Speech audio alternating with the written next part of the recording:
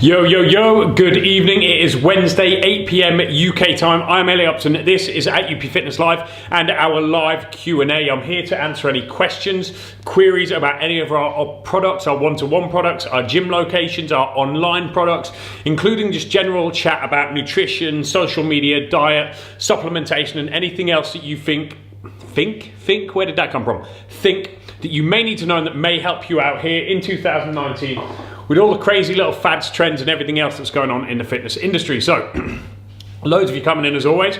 Any big announcements within UP at the moment? Nothing as yet. We are still expanding across the globe, as all of you know. So if there's any PTs out there who are looking for positions within the #1 personal training company in the world, make sure you head over to upfitness.com and check out the careers section. Of course, anything that we discussed today on here can also be found on upfitness.com. So get on over there.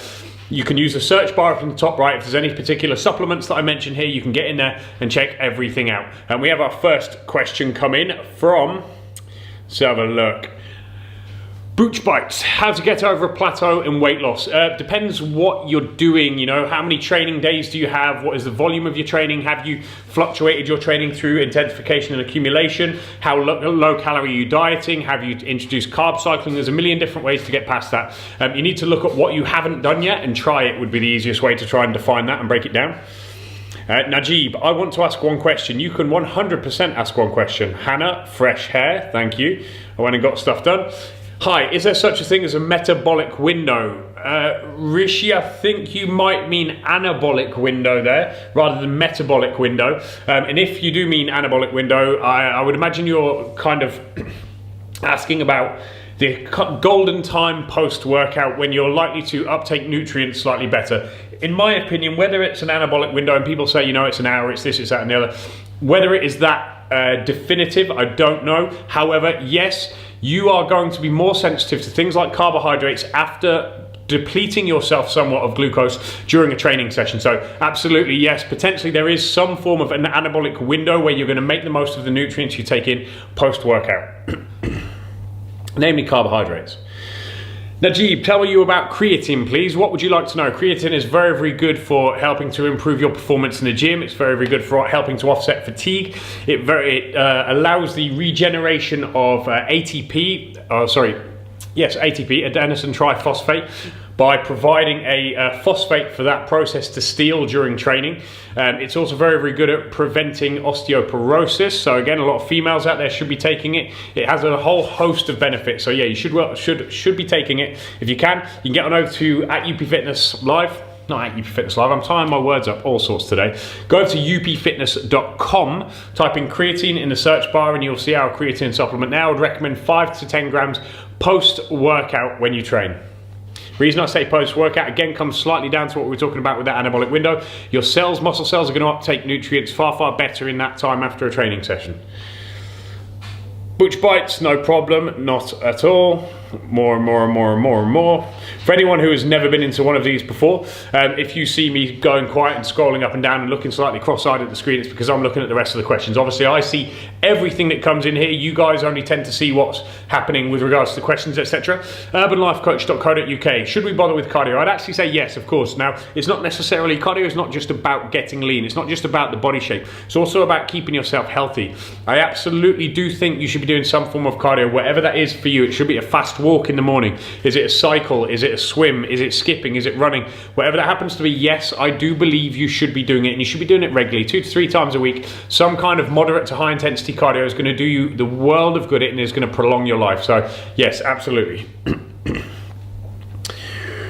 Pre-workout, is it important or not? It can be, yes, absolutely. Pre-workouts can be useful at times. However, if you have an over-reliance on a pre-workout, if you feel that every single training session you go into, you need a pre-workout, then that suggests that there is a problem. It suggests that you are either under-recovering or you are overtraining, most likely under-recovering. If you always need something to motivate you and stimulate you into a workout, then there is a problem elsewhere, a greater problem that needs addressing. However, if it's just the odd thing, you know, you want that extra little push or you really want a really intense leg session, for instance, then pre-workouts can be very, very useful. What I would advise is that you get a really high quality one and you do take into account that Some of you out there may have caffeine sensitivities, so don't be going for these high caffeine liquid pre-workouts. One of the ones that we use and we excuse me, advocate to our clients a lot is Focus, our very own pre-workout supplement. You have some Focus and some GPC drops, both of which can be found on upfitness.com. And what that does, it kind of gets your brain in gear. It stimulates the release of adrenaline, so it focuses you massively on your session, both mentally and physically, without giving you the stimulant effect of caffeine. We have one with caffeine in and one without caffeine in, so it's a really, really good option for those of you who every now and then need the extra little kick, as I say, for something like a leg session or something really, really over the top. But if you are finding that you're constantly fatigued and you're constantly in need of something, then you may have to reassess your training and your recovery elsewhere. What have we got? Hello, George FM. What's up? Kuran, hi mate. What are the principles to stick with when incorporating a deload? How often? Rep ranges and compounds? Kuran, it kind of depends. Now, let's look at what a deload is specifically. The idea of a deload is to decondition your body from the demands that have been placed on it. Now, your body is constantly going to try to adapt. Problem is, at some point it starts to get used to the stimulus, the training stimulus. And the idea of a deload is not only to give you a little bit of a rest and recovery, but it's also to decondition your body from the demands that you've been putting on it in order for it to adapt again when you restart. However, the majority of people do deloads for some element of recovery. It must be a bit of a keyword out there. Maybe it's something I've missed on social media at the moment, because everybody seems to be asking me about deloads all of a sudden, and it's never been asked before. So do let me know if someone suddenly started to advocate them. But the majority of people, it's different if you're with a personal trainer, but the majority of people simply don't train that hard. They don't train hard enough to be able to then warrant taking a week off every 3, 4, 5 weeks, whatever. For the majority of people, I do recommend, for the majority of average Joe trainees, every 10 to 12 weeks, take a week off entirely, just back off. But the chances of you really needing a deload, unless you're an experienced lifter and you are lifting very, very hard, very, very consistently, you probably don't need a deload. If you do, what I would recommend is that you don't necessarily deload to the degree of taking off loads of weight, but you do reduce the volume. Certainly on when you're doing heavy lifts, let's say you've been doing a 5x5 protocol, a deload week could potentially be doing only 2 sets of that rather than reducing the load massively. There's many, many ways to do it, but as I say, whether you need it or not is another thing. Some people will, some people won't, but you really need to look at, are you training as hard as you can be training? Are you training with very, very heavy loads very, very consistently? If so, maybe a deload could be something that you plan into your program, and how often kind of depends again on you and your recovery factors, maybe every 3 to 4 weeks. Amy Morgan, are we returning to training after having a 2-week break? Have you any tips and advice on returning to training? Not at all, Amy, just get back into it. You know, 2 weeks really isn't long to have off at all, so you can pretty much just slide back in. Get your food in order, drink plenty of water, and make sure you're giving yourself a lot of time to mobilize and warm up and cool down pre and post workout to reduce the inevitable muscle pain. Evening, Ben. Urban Life Coach, do BCAAs as a breakfast, or do they break a fast? I would suggest yes. Would they? Yes and no. Technically, yes. Does it matter taking them? No. If you're, for instance, if I'm asking someone asks me if they can train fasted, I will say yes, but I will give them our Amplify supplement, which isn't actually BCAAs. It's leucine, electrolytes, glutamine, and glycine.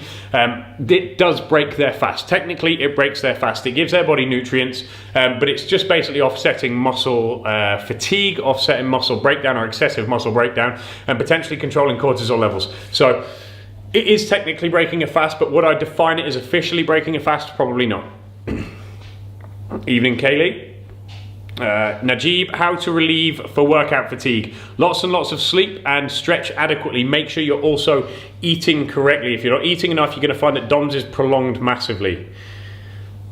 Loads of you in here. Urban Life Coach, I just want to say I've trained at UP Mayfair for 4 years. I would love to interview you for my podcast. No problem, Urban Life Coach. You can send us a direct message or send me a direct message to my particular profile. Elliot Upton, I have another lovely girl from, I can't remember the name of the company, I also have to do a podcast for next time I'm in London. So I will be coming back soon. It may be worth getting both of them done in the same weekend. Blondie, I don't have any caffeine in my diet and sometimes I need a bit of puffy power in the gym. What supplement pre-workout would you recommend, please? Low caffeine with no animal protein in. Blondie, I would actually go over to upfitness.com and look for our Focus supplement, but pick the Focus without caffeine. Really, really, really good. You take 2 of them and maybe some GPC drops and it will absolutely blow your workout out of the water. They're awesome. I really like them, especially for me, for my brain, getting my brain fired up, getting it active and getting it working overdrive. Absolutely awesome. More of it. Miss Sassy. Hi Elliot, best tips for traveling when you can't meal prep to the gram and are eyeballing food. How much will that slow down the process? It really shouldn't slow down the process at all, so long as you're consistently sticking to the rules. Now, traveling on the whole, I do a lot of traveling. I know people who do a lot of traveling, and it's always about choice. The only time you may get caught short is on a plane. However, the majority of planes, you can take food on. When you're in hotels, when you're in cities, when you're at work, whatever, you can always get the right food. I've done a number of videos on traveling while I've been away. I've done loads of Instagram posts when I've been in various hotels. You can always find the right foods on the menus.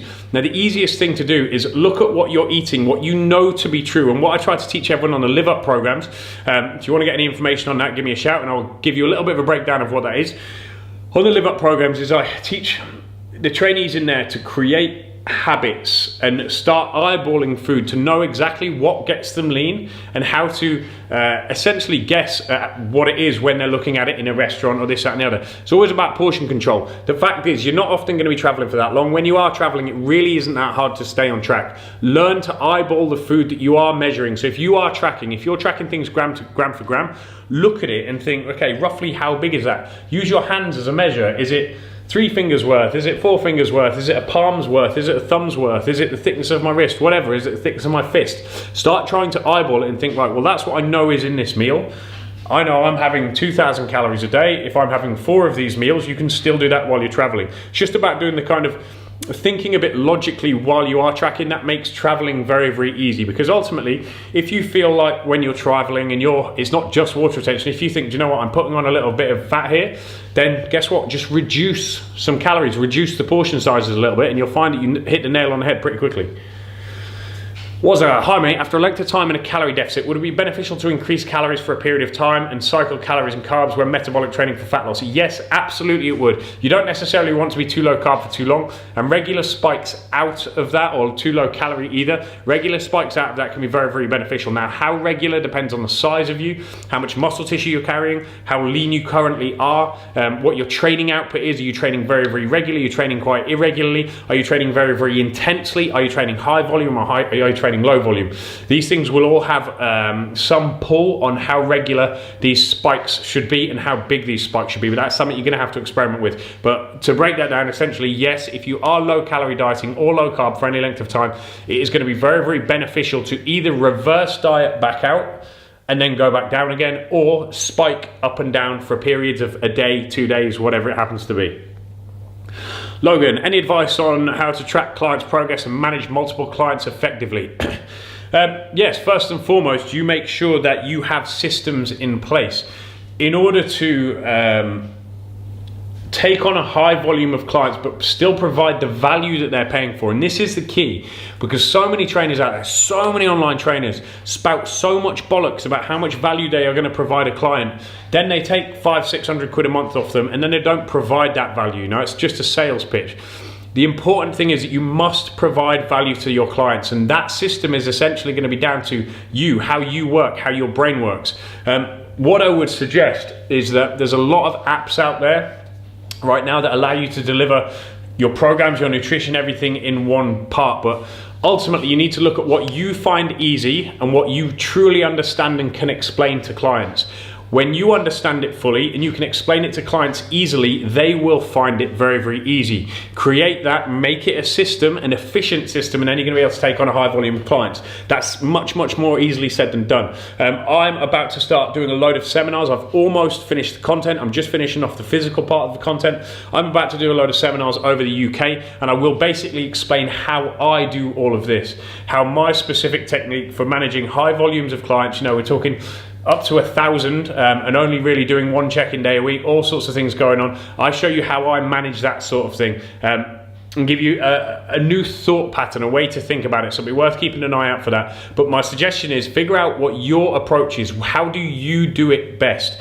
Because how I do it may not be how you do it. How you do it best, figure out how to make that into a system to deliver to your clients in a way that they can understand. Because the fewer questions you get from your clients, the less work essentially you're going to have to do. So, hello from Slovenia, Urska. Is multivitamin and fish oil is important? Najib, for most people, yes, it can be very, very important because we don't take enough of the right foods in our diets. Even those of us who are very, very conscious about taking in the right amounts of foods, these days the nutrients, the vitamins and minerals in the soil are sparse, and therefore it is not in the food in the same way that it used to be, say 30, 40, 50 years ago. So I would recommend for the majority of people taking a multivitamin, and certainly with the majority of us being heavily inflamed, omega-3 fish oils can be extremely beneficial to bring that down and help us with all sorts of things, insulin sensitivity, say pain, inflammation, our neurotransmitters, hormonal health, etc. So yes, I would advise. They're not absolutely vital, but I would highly advise you do them. You're certainly not going to lose anything from it. Got creatine monohydrate, but unsure how to start with it. 5 grams of water. Jane Stevens, 5 grams of water is absolutely fine, and I would try and take it either first thing in the morning or post-workout. But just in case, dependent on the source of creatine, because some of it can be a little bit harsher than others, you may want to take it with food. So just check on that. But yes, 5 grams is absolutely perfect. Post-workout is ideal. Do you currently use a fiber supplement? What would you recommend? N Parker, I absolutely do. I use Chocotrients, our very own Chocotrients, because it tastes absolutely immense. It's amazing. It tastes like hot cocoa. It's a cravings killer. It's the best tasting green supplement on the market. That was the sales pitch over. So get on over to upfitness.com, search Chocotrients in the search bar, and you'll see what I mean. It's phenomenal. But yes, that's the one that I use. Najib, when will you visit Dubai? I will probably be there in the next 2 or 3 weeks, actually. Matsja, laughs, urban life coach, pal. Any suggestions to fire stubborn biceps into growth? Karan, one of the things I find that's most valuable for arm training is actually developing the mind-muscle connection that so many people do not have. Because of tight shoulders, tight wrists, tight forearms, a lot of us will struggle, myself included, this is how I know, to actually get the biceps to engage on certain movements. So 2 things really, really help with that. Number 1 is putting them in a stretched position. So something like an incline curl, very, very useful. Number 2, slow your tempo right down. Do really, really slow tempo training on the biceps to get them working, to override any dysfunction and any tight muscles elsewhere. So, you know, 5, 6, 7 second eccentric tempos on your biceps can really start to fire growth into them again, purely because you'll start to learn to use them better. What's up? Thumbs up. Blondie, hey, Baz, yo. All 17. How do you get into the head of clients to change their attitude towards food? It's very, very difficult, really difficult, because every single client is different. The key is, and I think is what is the biggest factor for the majority of the best trainers in the world, is that they take the time and they care enough to get in the client's head, because it isn't always going to be the same. It's not always going to be the same thing that makes a client tick. This client will be different to the last client.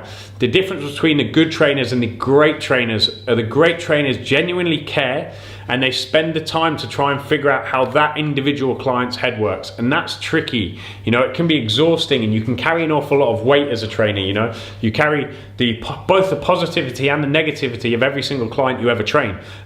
And it makes you very, very strong, or it can break you. But taking the time to understand, ask questions to listen. Don't just ask questions to engage a conversation or get a response. Actually listen to what's being said. And especially for those of you out there who do any online training, it's very, very important to understand that you have to read between the lines. Every single client, if they ask for anything, they're usually not asking for that. They're telling you that something is wrong. They want a solution to a problem that they may not necessarily be telling you. So always learn to read between the lines as well. Take the time to care enough about your client. That will allow you to get into their head, as long as you listen to the questions, listen to the answers they give you to your questions, and read between the lines when they ask questions to you. Jerkadet. any update on your seminar workshop? Sorry if it was already asked. Yeah, I've literally just mentioned that one, Jackadet. It's pretty much, the content is damn near finished. One of my colleagues, Tom, is having a meeting tomorrow with regards to getting the web page set up where you will actually be able to purchase tickets to the seminar. Once that is up and live, I will announce dates. The first one will most likely be in Manchester. The second one will be down in London, Mayfair or Kensington. And then I will potentially start moving across to other countries, dependent on demand, Sydney, LA, etc. over this year. So expect them to start popping up. I'd like to do maybe 6 or 7 this year. The content is pretty much done. Of course, that content will develop over time. And what I just need to try and work out right now is how to tie that content in with the training part, because obviously there'll be a relatively large volume of people there based on the interest that has been expressed so far. So we'll see, but they are coming up very, very soon. To be honest, I would hope to get the first one done in March, put it that way. Hey mate, I drink about 4 to 5 litres of water and have Amplify with additional electrolytes in my drink during training, but every night I get cramps in my feet and calves. Am I lacking in something? Potentially you could need a little bit more magnesium, which would be really, really handy, or it could just be a slight mineral imbalance. Could be lacking magnesium, potassium, something like that. What I would advise, roll your feet. Get yourself a golf ball and roll the arches of your feet every single day, and also your calcaneus, your heel. Roll that, because your feet carry tons and tons of tension, especially if you train a lot or you run a lot or you spend a lot of your day on your feet, depending on what kind of job you have. They can get extremely tight. So get a golf ball, roll out the arch underneath your feet every day. Just sit at your desk or sit at your sofa, whatever, rolling it out, get that mobilized. That will help to start with. If the problem persists and it's not just a tightness thing, get yourself some topical magnesium, so some magnesium cream, and actually rub it on your feet before you go to bed at night, and that will really help as well. Little Sam, one of my own Marbella girls, is in here right now. What's up, Sam?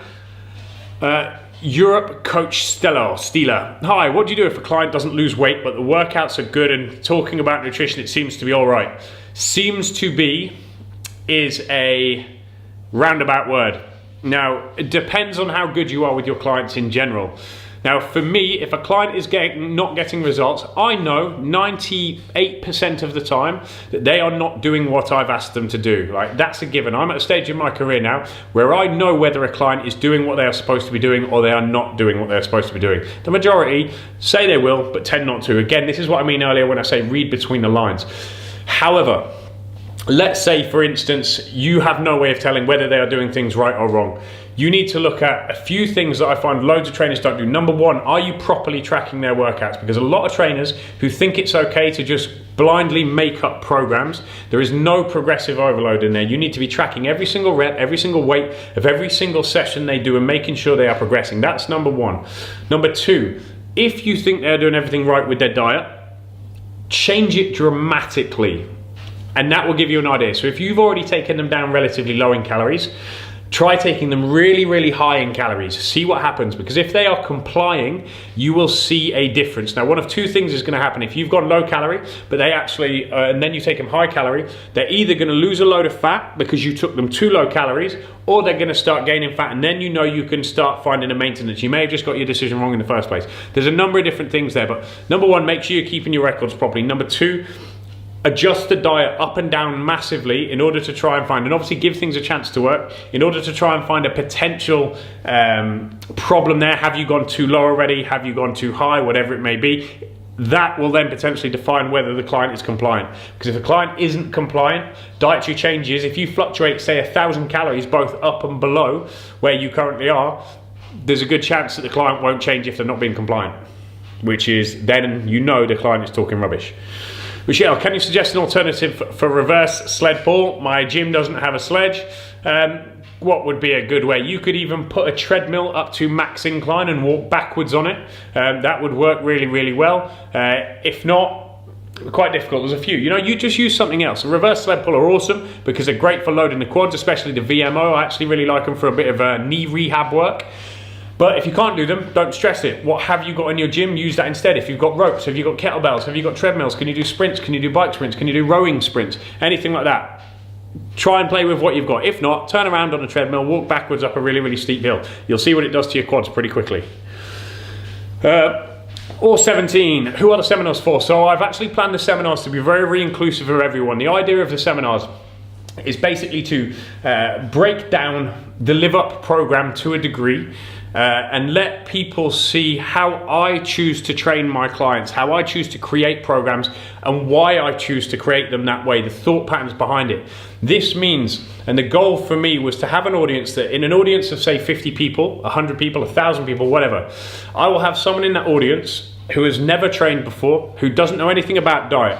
They are going to leave knowing enough about dieting, how to diet, how to control things, and how to get the right mindset towards beginning their transformation to get in there and do it confidently. But I will also have an experienced coach in there who's been doing it for 10 years, who will leave with a lot of new coaching experiences and a new thought pattern as to how to deal with their clients. It's something that a lot of people ask me on here, especially PTs. A lot of it comes down to coaching technique. And one of the things that, you know, I'm lucky enough to have, I've got a good amount of experience in PT in general, but I've also had a good amount of experience in seeing some of the best in the world and what they do correctly, or what I believe they do correctly. I've seen some of the worst and what I know they are doing very, very badly. And my general understanding of the industry and how I have learned how to get results out of my clients, both online and one-to-one. And that's kind of what it encompasses. So the idea is to educate from the bottom up, but to fully engage everyone. And I really do think, I've shown it to a few people,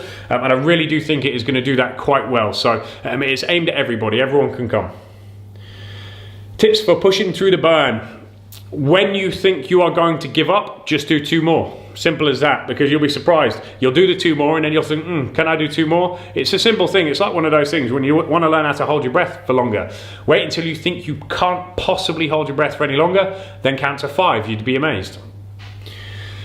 If your hormones are not balanced, will this cause weight gain? Absolutely, yes it can. I have low estrogen, will this cause weight gain? Potentially estrogen fluctuations can. You will want to go to your doctor to get very, very specific measures there, because often when estrogen is low, it's not necessarily going to cause weight gain when estrogen is low, in my opinion. It could be a knock-on effect elsewhere, something else being high. Estrogen being high tends to cause weight gain more than anything, but it could also have affected your appetite, etc. So, saying that, if it's gone very, very low, there are multiple things that could have happened there. Go to your doctors, get proper blood tests, and try and see if you can get a little bit more detail on that, because that's a massive, massive subject, and it's hard for me to give you a proper breakdown or even a kind of idea of what might be happening from that.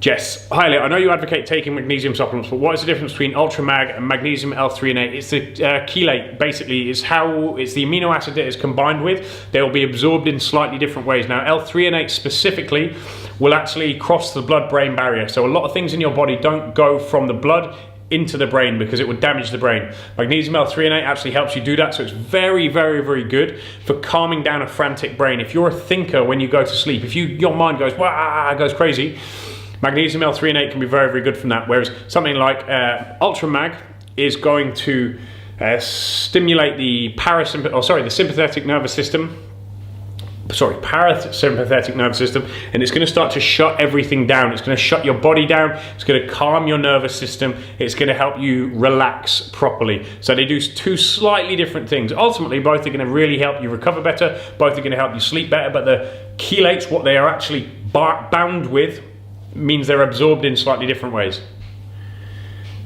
Helen Fran, what's up? Lee Giles, are carb killer bars okay? They seem low in sugar. Lee Giles, this is the opinion of me, not that of Ultimate Performance. Protein bars in general are shit. You may as well be eating a Mars bar for multiple reasons. Namely, 1, the calories are pretty much the same. Just adding protein to something does not necessarily mean it's healthier. It just means it has more calories than it would have had, and it has more protein than it has. Doesn't make much difference. Secondly, the amount of chemicals and shit that are put in protein bars to hold them together, it's appalling. It's appalling. It genuinely is worse than your average Mars bar, Twix, Snickers, whatever. So for me, irrelevant of brand, whether it's carb killers, it doesn't matter.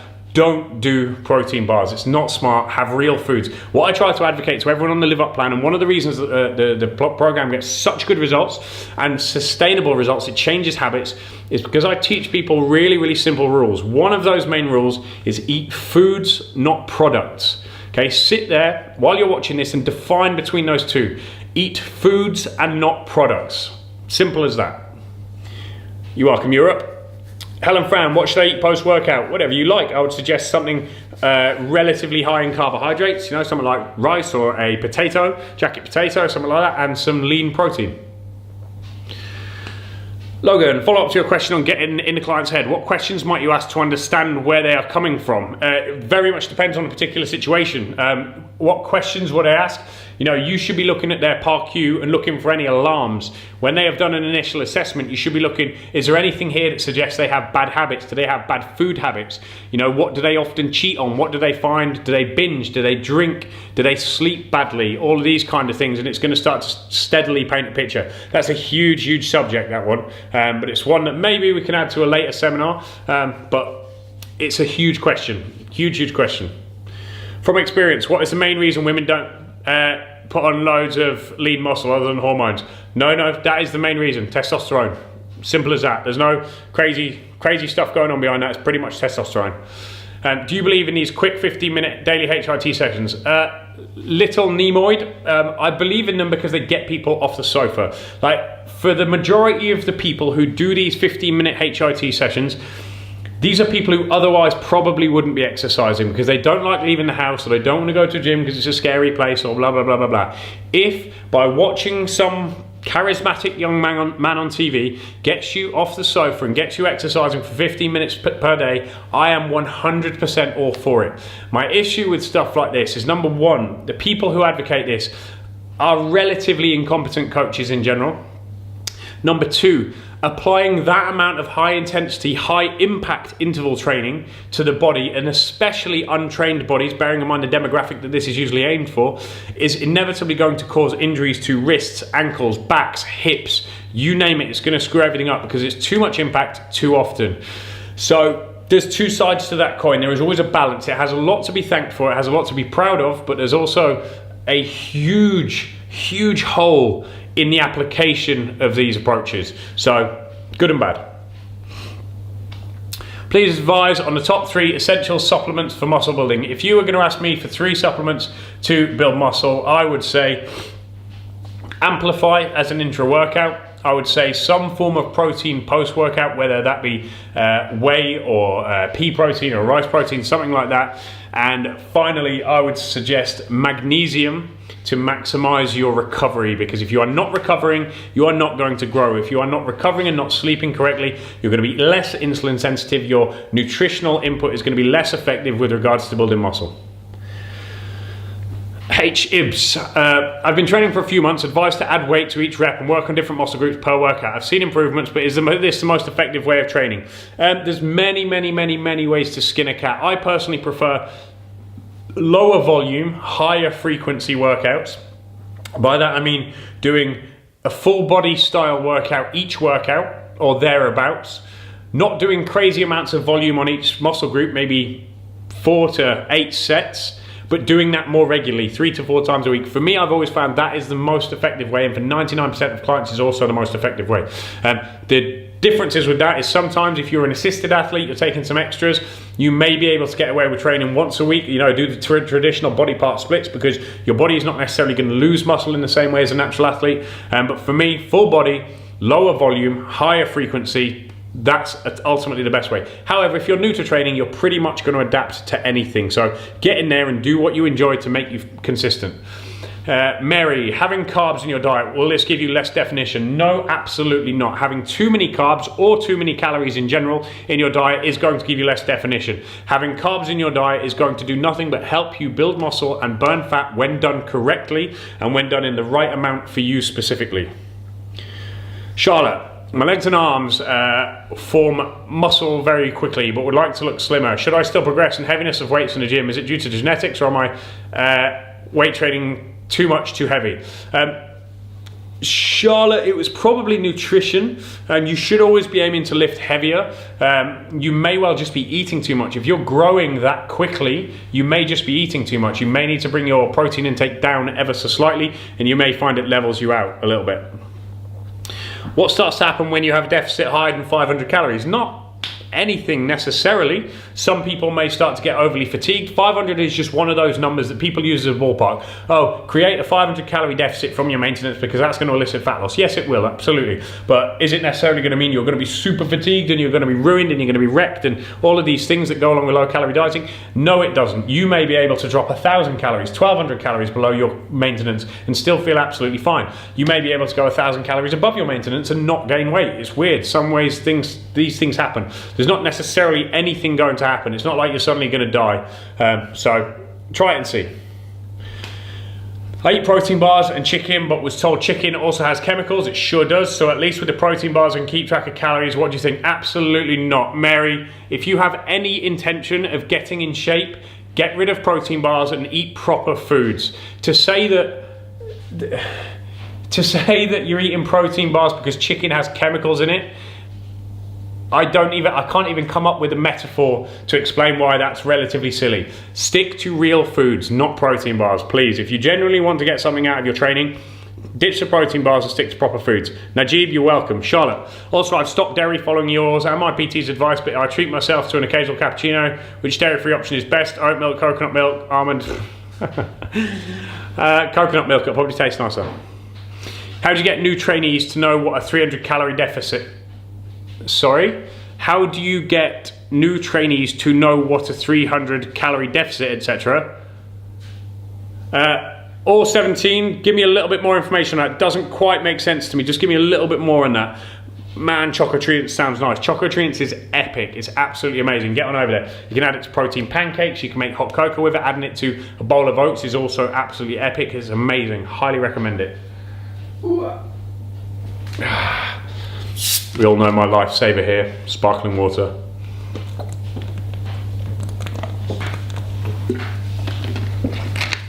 It's the ultimate craving killer, this. If you suffer from cravings, get on there. What do I think of James Smith? Okay, I get asked this question every single day at least 10 times. Here is my opinion, not UP's opinion, my opinion, Elliot Upton, of James Smith.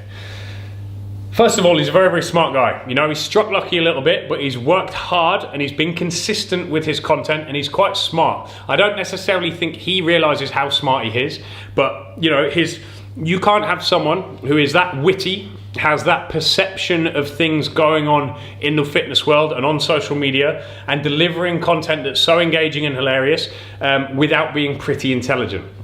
However, some of the stuff he does and the fact that he always goes on about the same things with what seems to be a relatively sparse understanding of the deeper side of nutrition, that's getting a little bit boring.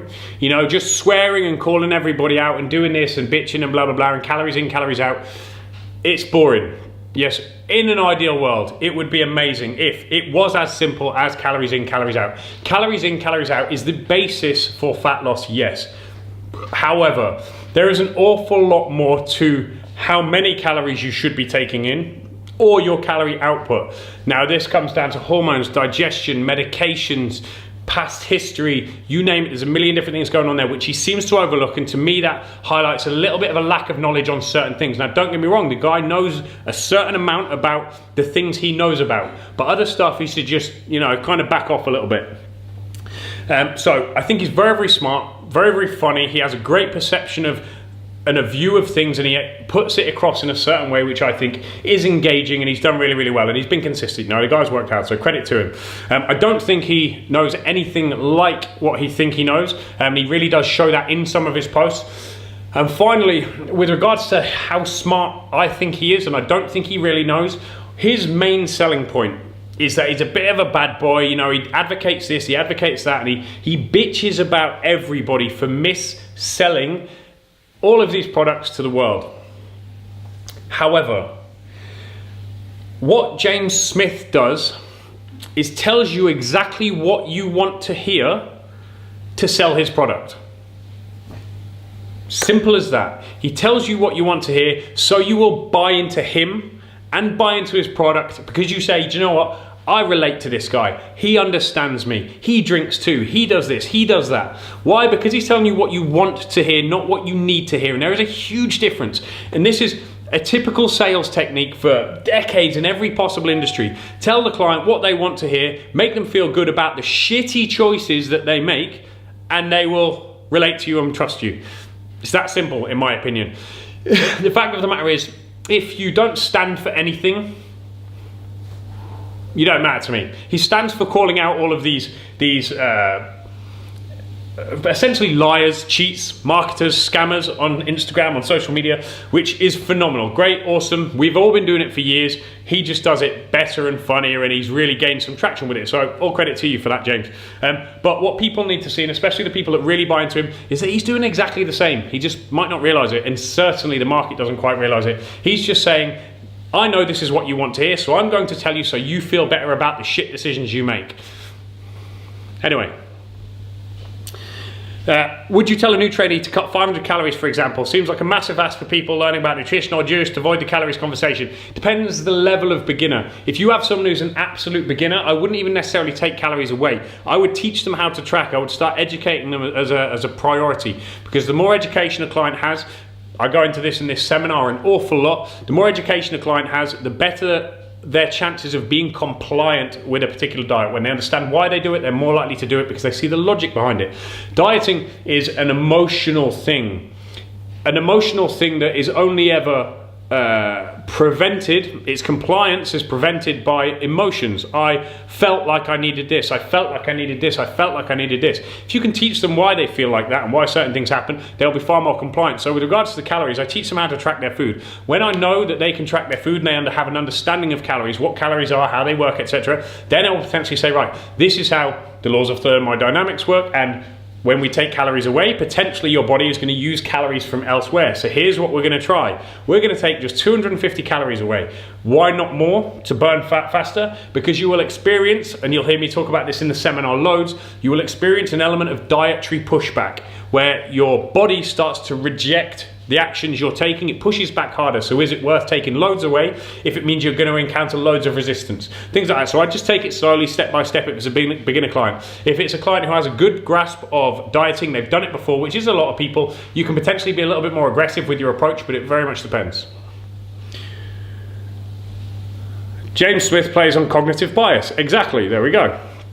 Yeah, chocolatines are amazing, and sparkling water with lime is a lifesaver for cravings, but also when you feel nauseous. First months at UP after training, awesome. And I agree on both of them, it really does. They've always saved me. So eating protein bars will affect my figure, even if tracking calories, or is it more satisfying appetite and mean just nutritional value? Both, Mary. What you're doing there is you're essentially chucking a ton of...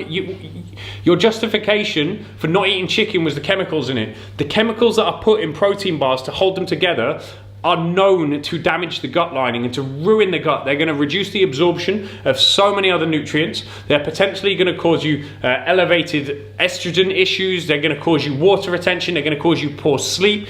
Over time, if you continue to do them, you are going to end up with problems. I promise you, you will end up with problems. Ultimately, it's just a lazy way of eating, you know, and it's one that is going to backfire. I promise you it will backfire.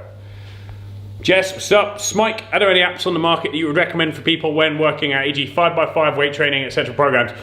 Not that I'm aware of apps to follow.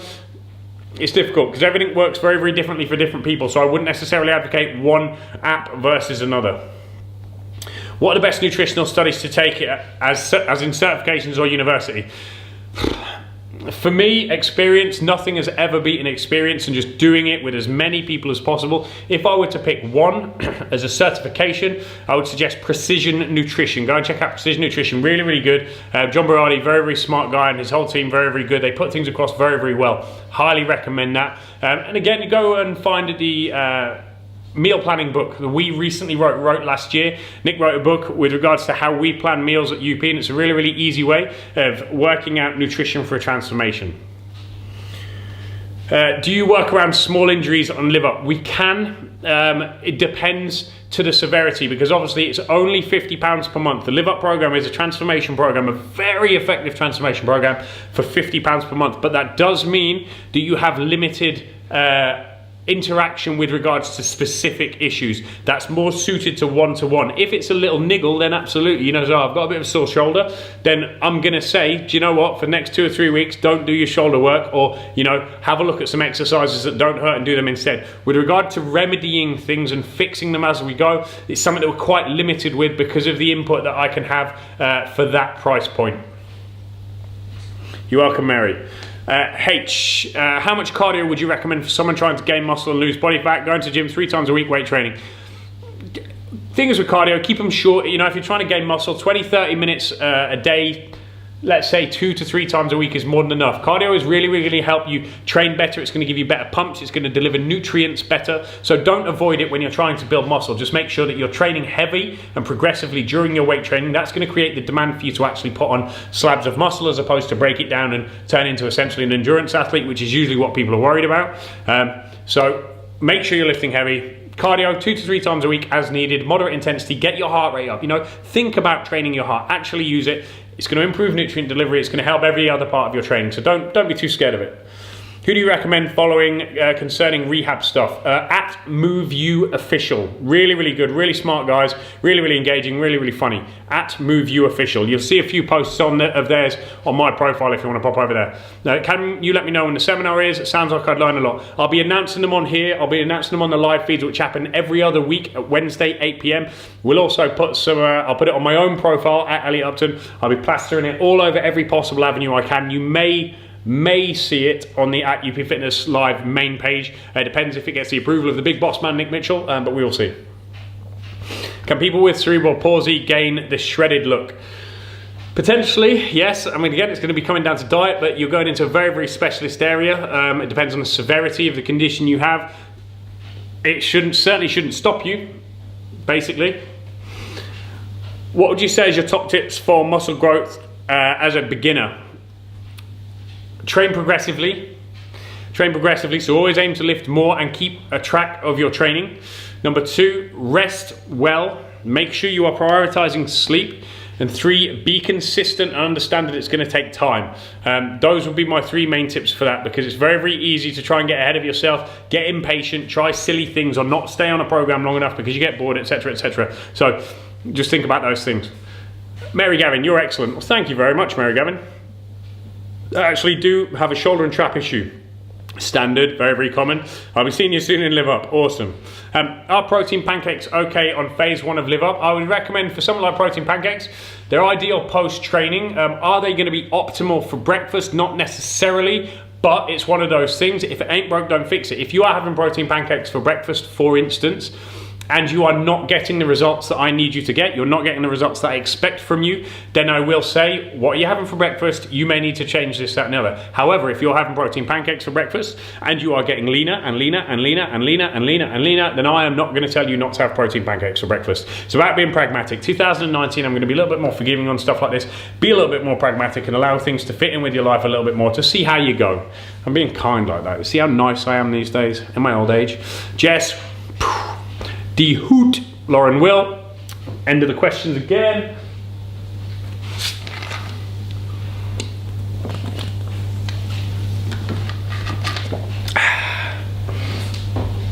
Yummy. What do I recommend for breakfast?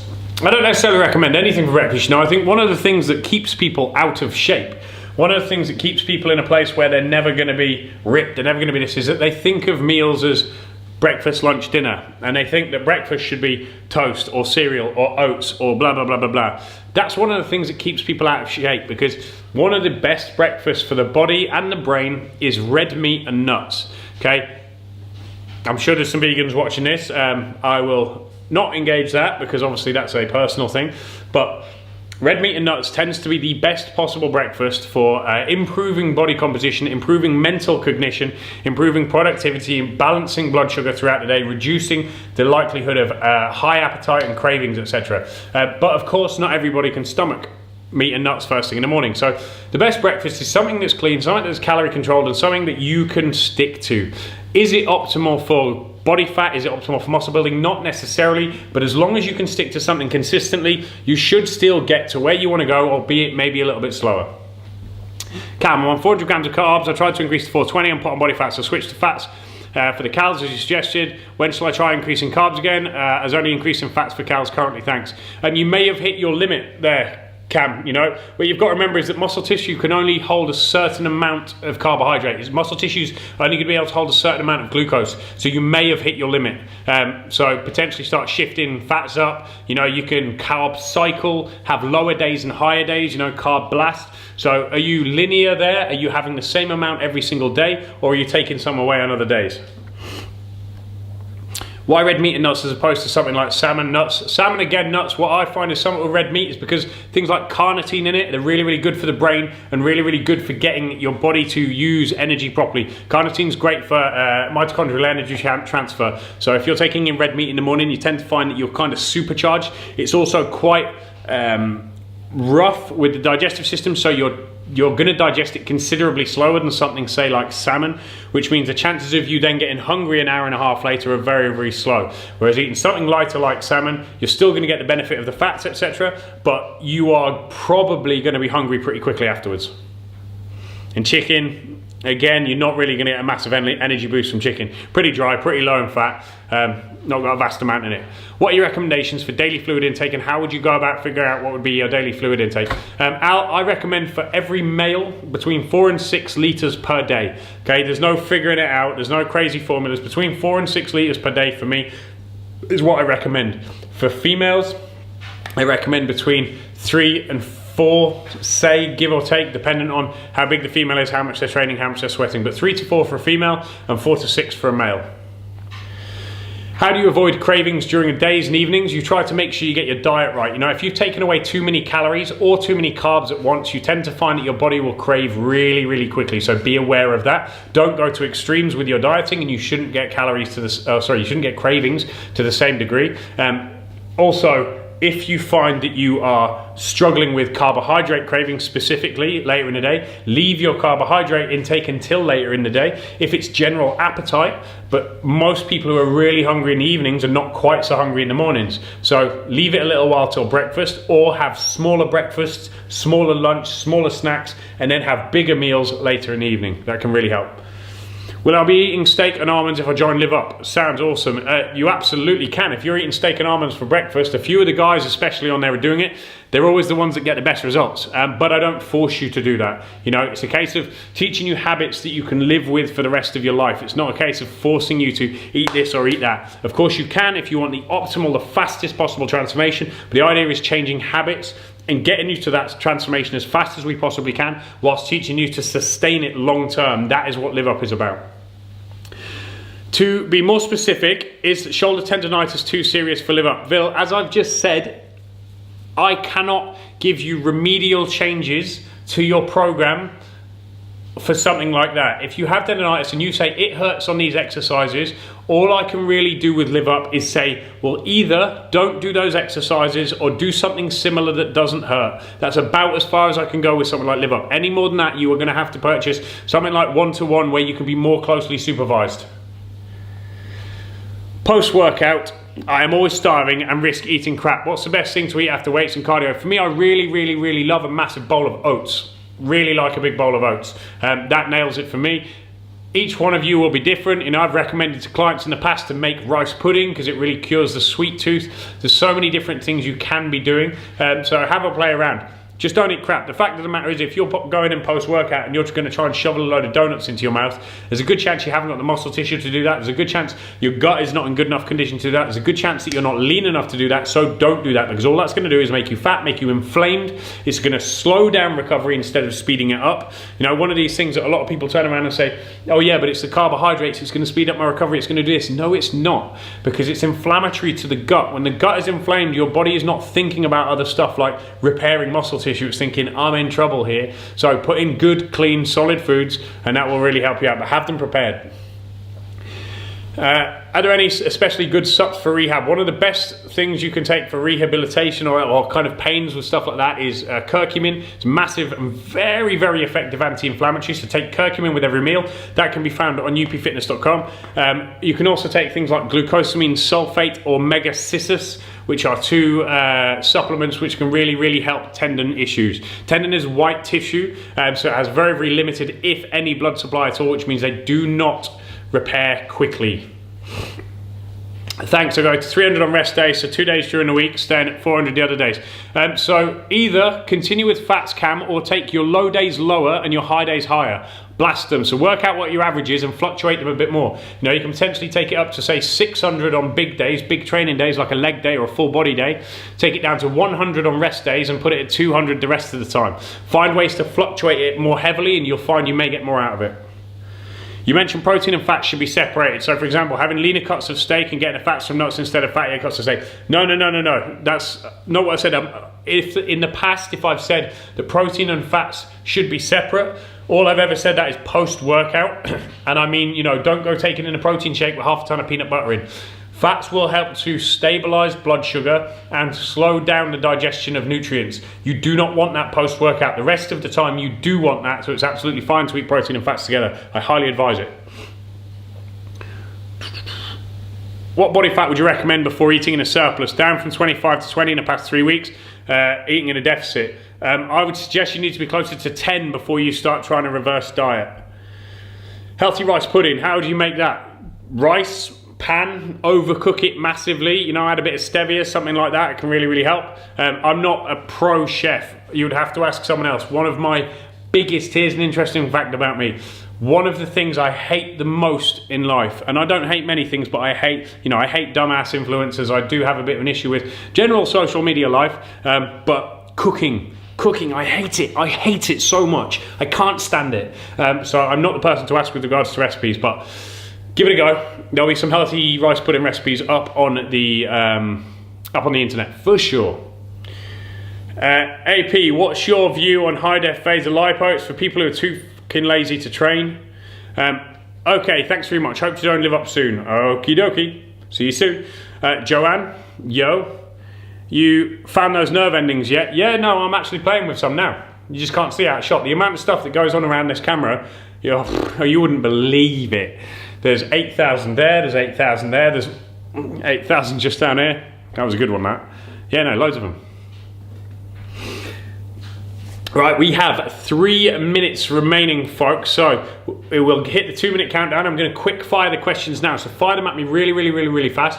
Remember, anything you have seen here today, you can catch up on YouTube afterwards. I'm filming it right here. Anything else you want to go to upfitness.com, you want to check out Live Up, our lowest cost online personal training program ever, that is there. Check out any of our one-to-one online training options, or if you are close, you are local to one of our gyms anywhere in the 4 continents of the world that we are currently in, you can give us a shout via the locations button on the main page website. Red meat and nuts for breakfast. Does it matter if it's leaner or fattier cuts? No, not necessarily. Obviously, you want to be conscious of calories at certain points if you have fat to lose, but the idea is to have a slightly fattier cut because it's going to give you a good energy boost first thing in the morning. Your go-to superfood smoothie if you have one. Kirsty, for me, the word superfood is just a massive load of bollocks to make you pay more for the same shit. A superfood, a food is a superfood. The reason we now call superfoods is because we eat shit all of the time. If we didn't eat shit, we wouldn't call foods superfoods and then pay 3 times the amount for them. I don't really do smoothies. I certainly don't replace meals with them, so I really can't answer that. You know, smoothies one of those cop-out things. Again, you're gonna see them in all sorts of plans. You're gonna see them in this diet plan, and this influencer's diet plan, and this online Instagram PT's diet plan. Why? Not because they're effective and not because they're going to get you in shape, but because they know that's what you want to have for breakfast or lunch or something, because it's easy. So they're going to put it in a plan, so you buy the plan. It's that simple. If it's between a McDonald's milkshake and a smoothie, have a smoothie. But if you're genuinely trying to get in shape, do not replace your meals for smoothies. And superfoods, yeah, don't buy into the word superfoods. It's just a food. Just stop eating the other crap foods and all foods become super. How lean do you recommend taking someone before you go back to surplus calories? John actually just answered that one about 3 questions ago, and I'd recommend somewhere around, you know, it needs to be in a place where they want to be. You know, how lean does someone want to be? But you're not necessarily going to need to drive someone up into a surplus until they're kind of around 10%, unless you have dieted them way too low to start with. So does gut issues stall your definition? Yes, absolutely it will. It will not only stall your definition, it will make you extremely sick. It will negatively affect your immune system. It's going to reduce your ability to build muscle. It's going to reduce your ability to recover. It's going to make you less insulin sensitive. You're not going to deal with carbs so well. You're potentially even going to get fatter because of it. Never mind stalling your progress. God, I love the reply. Well, there you go. There is my opinionated as ever reply to smoothies. Don't eat shit. Elliot Upton, absolutely. It should be on a t-shirt, don't you think? Just got UP whey protein. Would you recommend having it with water or milk? Water. Christian, this is something that gets asked a lot. Add in a load of milk. Milk is one of the most toxic products you're going to put in your body. Like, dairy often reacts really, really badly with most people anyway, but also most dairy is super toxic because of the shit that gets fed to cattle these days. Of course, it's slightly different if you can get really, really good organic milk straight from the udder, pretty much, of a cow that has been reared properly on proper grass that hasn't been sprayed, but that's highly unlikely. For the majority, if you take dairy out of your diet, and you will get much, much further with your progress. With regards to shakes, the idea of your post-workout shake is to speed up recovery. It's not to taste like a protein shake, not to taste like a McDonald's milkshake. So have it with water, chuck in some ice, chuck it in a blender, and it seems thicker and more milkshake-like anyway. Don't go chucking a load of milk in it. The only way you might be able to get away with that if you're supposed to be on a 10,000 calorie diet and you need it and you can get hold of proper milk. How do you portion fiber for men? Do you think it's a negative on test? No, I try to make sure all of my clients have at least 2 full handfuls of vegetables with every single meal. That's between 3 and 7 a day. How do you handle carbs better? Does a short-term low-carb diet help? Absolutely. If you remove carbs for let's say between 10 and 21 days, it's going to potentially resensitize you to carbohydrates slightly better. You then slowly reintegrate them a little bit at a time, starting post-training, and you will use them better. What about soya milk? Soya milk is even worse. It's absolutely shocking. Again, you shouldn't be having milk with things like protein shakes. I wouldn't advise it for proper progress. 3 seconds remaining. This is me out. This has been the live feed. I will see you soon. Bye-bye. YouTube, this was our UP Fitness live feed, 8 p.m. Wednesday on @UP Fitness Live. Do get over and join us. If there's anything on here that you are interested in, that you want to know more about, you can either comment in the box below, or you can go straight to upfitness.com and check that out. I will put links to everything in the description box. But until next week, thank you for joining us. Hopefully join us live there next week. I've been Elliot Upton. Peace out.